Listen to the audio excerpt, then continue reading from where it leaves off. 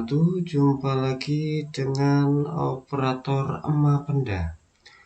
Untuk kali ini, operator Mapenda akan memberikan suatu informasi, yaitu mulai 2013 tenaga honorer tak lagi dipakai di instansi pemerintah.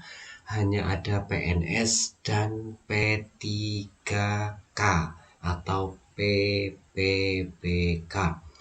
Hal tersebut disampaikan oleh Menteri Pendayagunaan Aparatur Negara dan Reformasi Birokrasi atau Menpan RB, yaitu Bapak Cahyokumolo.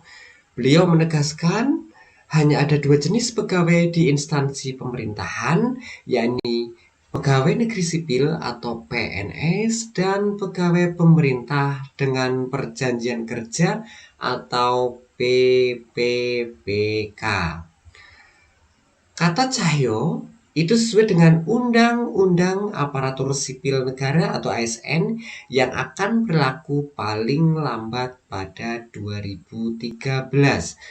Sesuai Undang-Undang ASN, paling lambat 2023, status pegawai pada instansi pemerintah hanya ada dua pilihan, yaitu PNS atau PPPK. Kata Cahyo dikutip dari kompas.com pada Jumat 14 Januari 2022. Pernyataan tersebut sekaligus menegaskan bahwa tidak ada lagi pegawai honorer di instansi pemerintahan.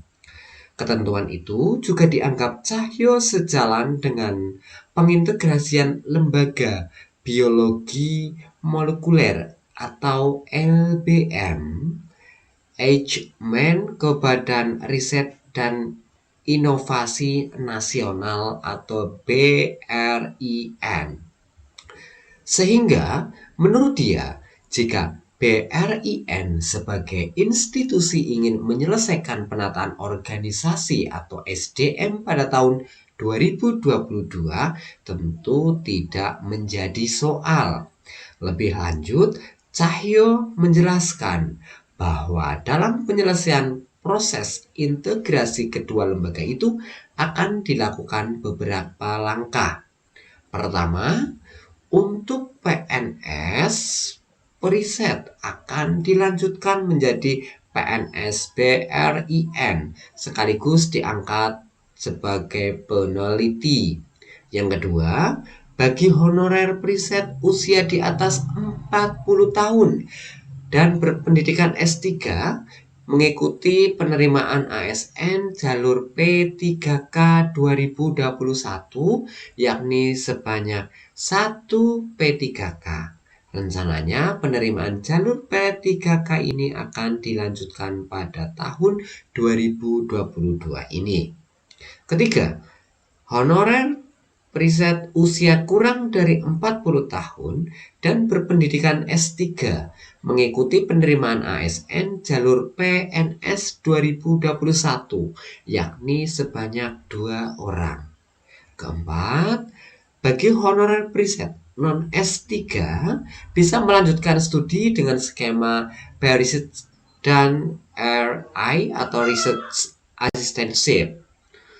Yang kelima, bagi honorer non-periset akan diambil alih RSCM sekaligus mengikuti rencana pengalihan gedung LBM Eijkman ke RSCM sesuai permintaan Kementerian Kesehatan yang memang memiliki aset tersebut sejak awal.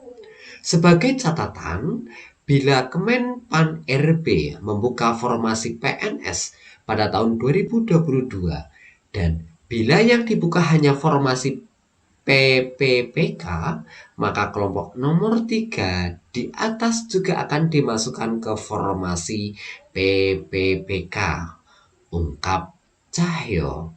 Kendati begitu, Cahyo menyebut bahwa opsi yang ditawarkan BRIN tersebut memerlukan proses dan waktu sesuai siklus penerimaan CPNS atau CP3K yang akan dilaksanakan tahun ini. Oleh karena itu, Cahyo menyarankan para pegawai honorer preset tersebut tetap diberi kesempatan bekerja sebagai dengan proses perekrutan melalui jalur CPNS atau CP3K selesai. Adapun honorer periset yang belum S3 akan difasilitasi menempuh pendidikan S3 Bioriset. Sedang untuk honorer non preset sebagian akan diambil menjadi pegawai RSCM sesuai kesepakatan dengan Kementerian Kesehatan dan sebagian lagi akan menjadi tenaga ahli daya BRIN. Rasanya tidak masalah, terang Cahyo.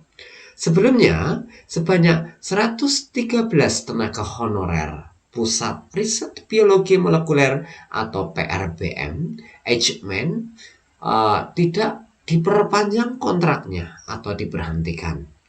Pemberhentian tersebut dampak adanya integrasi lembaga Eijkman ke tubuh Badan Riset dan Informasi Nasional atau BRIN kemarin pada bulan September 2021.